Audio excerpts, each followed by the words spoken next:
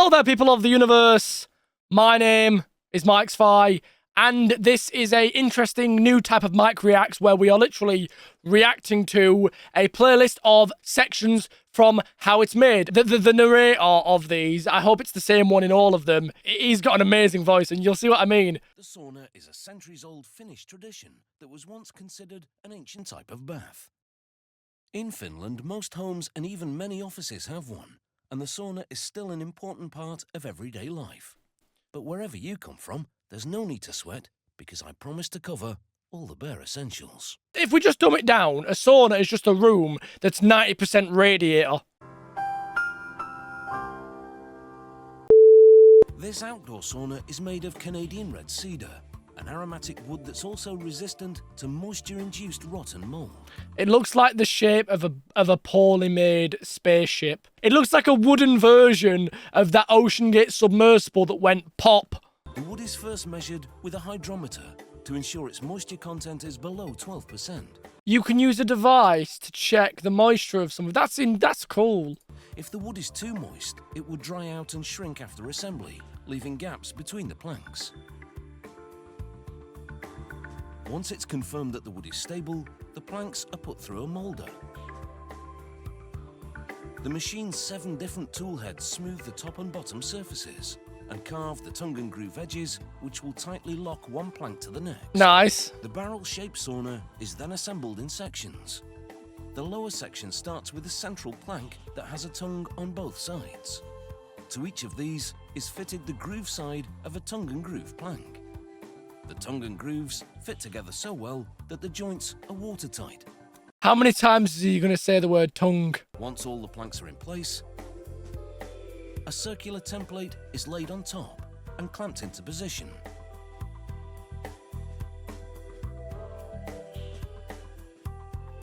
A router is then used to cut around the template. It must be so cool when you're going round and it's a perfect circle. To be screwed together. 3 horizontal reinforcement planks are also fitted. An adhesive-backed rubber insulation strip is added along the perimeter of the back wall. Oh, get it perfectly, like, all the way around. Prevent heat and moisture from escaping. Oh, look at that. It's looking like a spaceship again. Followed by the front wall, which is constructed in the same way as the back, with the addition of an opening for a door. Planks are now added to both sides of the bottom section to build up the curved side walls. That screw. And then you just... Side walls meet at the top, on either side of a central plank that's been wired with the sauna's LED ceiling lights. Nice. LEDs, that's a tick in my book. An electric stove is fitted, which will be filled with volcanic rocks. Volcanic rocks? You didn't think to include the part where we see old Barry going to a volcano collecting some rocks for a sauna? Okay, so I'm sat here editing this, and just like the description of the video says, I've no sleep and I'm slightly delirious, but even I can fucking tell in the editing that the comedic timing of that was completely off. I'm only keeping it in because at least I tried. Oh, I'm sorry if this video is shy. The sight of a balloon floating in the air sends a message that you're special.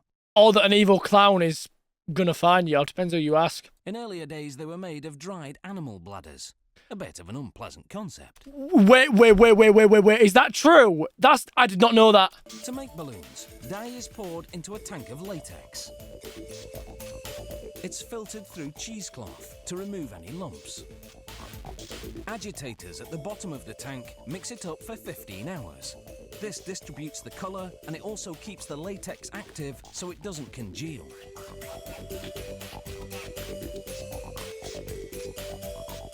These balloons come in 53 different shades.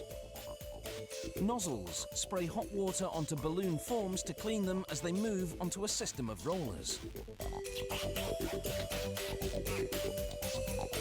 A fixture then flips and dips the forms into a tank of coagulant that carries an electrochemical charge, which will attract the coloured latex.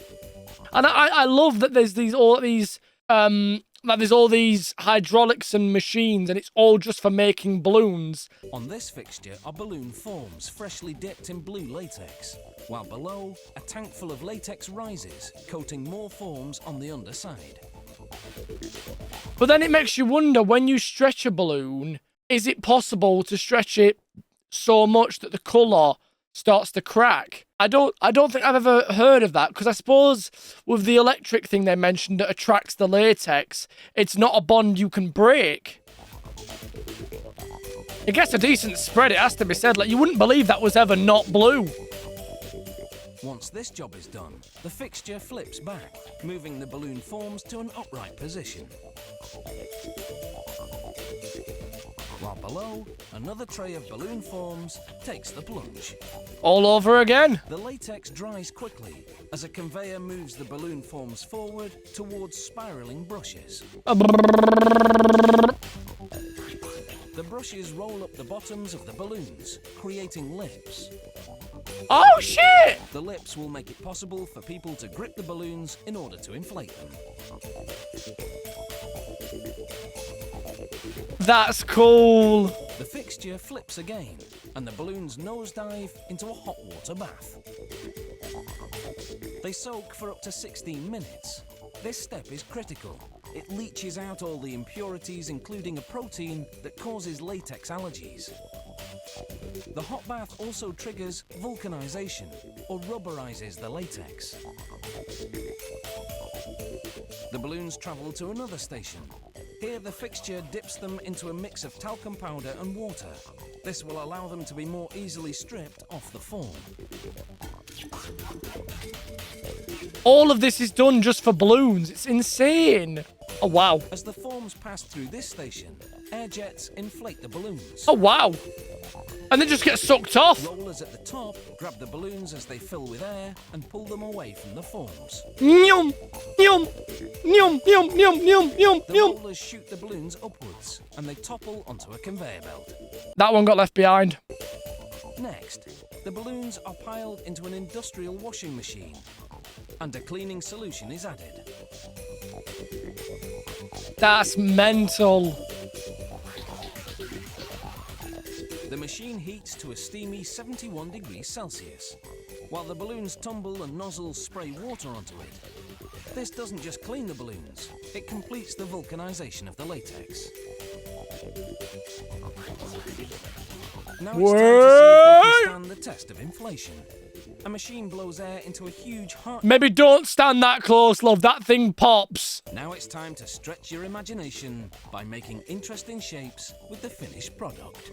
That's insane. That one looks like a penis. I just wanted to point that out. It's been used in religious and pagan celebrations. Though if you take it without permission, there might be a lawsuit. Oh, Lord, And a romance involving a bee and a human. What? It all begins in a field where worker honeybees suck nectar from flower blossoms, such as clover.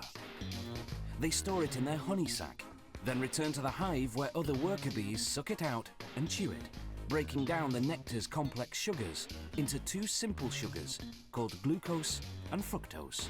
What's left is thick and gooey honey. The bees then cap each honey-filled cell with beeswax. Yeah, then you fucking gas them, you That's bastards. when the beekeeper steps in.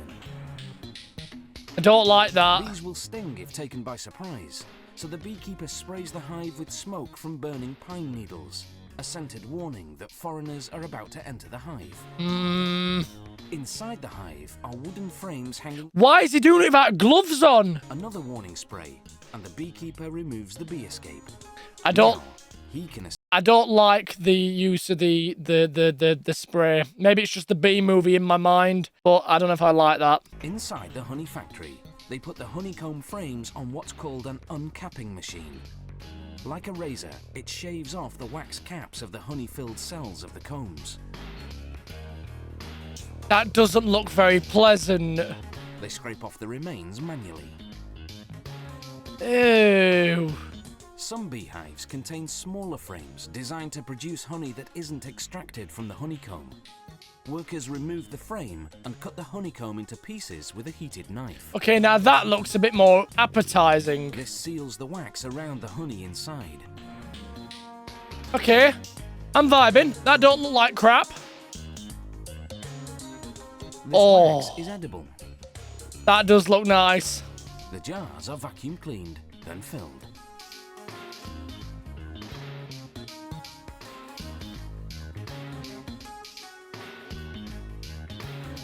Oh, that's One satisfying. bee can yield over 3 kilograms of honey in a single day. That's much more than the bees need for themselves. Have you asked them?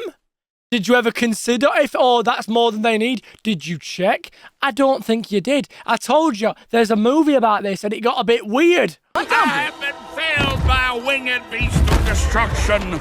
Honey production today is both efficient and humane. For centuries, the only way to harvest honey from hives had been to kill the bees. Then in 1851, an American beekeeper invented a way to get the honey, yet spare the bees. Are you telling me that the way to do it humanely was discovered by an American?